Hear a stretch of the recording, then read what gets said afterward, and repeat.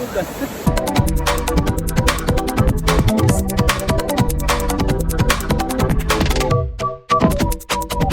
Gusto nyo mag-surfing? Tara, samahan nyo ako. Dito lang to, sa Siargao Island pa rin.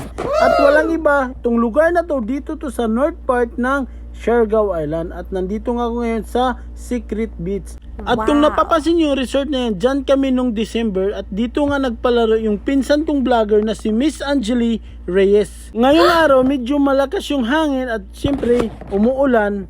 Paminsan-minsan at medyo masama yung point. Talagang makikita mo yung alon dito talagang nagwawala.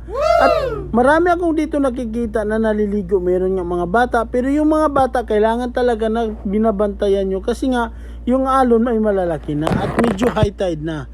So dito napapansin ko marami yung nagsusurfing. Alam ko sa mga nakapunta na dito sa Siargao at sa pamilyar na lugar na to, dito lang to sa north part ng Siargao. Sabi ko nga at marami dito ang pumupunta kasi nga nung nakaraan nga pumunta dito at nakita ko dito si Miss Andy Aginman kasama yung asawa niya na si Mr. Pilmore.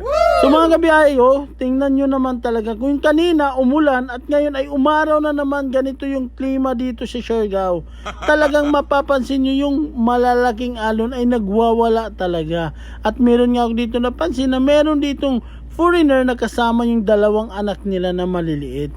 At nakikita mo naman talagang nag-i-enjoy sila dito sa gilid ng dagat habang tumitingin sa naglalakihang alon. So ayan yung iba doon, nandun sa malalayo, doon sila nagsusurfing. So maraming tao dyan, nandun nga lang, hindi lang mahagip masyado ng kamera. At yung iba naman dito ay kararating lang. At syempre, napansin ko nga dito, meron ditong foreigner na kasama yung dalawa niyang mga anak na maliliit.